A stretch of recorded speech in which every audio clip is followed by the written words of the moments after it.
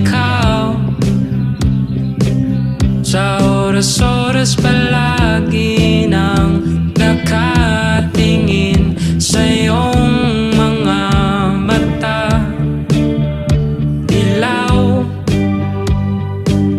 ang kulay ng mundo natin, at kung kasama kita, kumikinang-kinang lahat-lahat.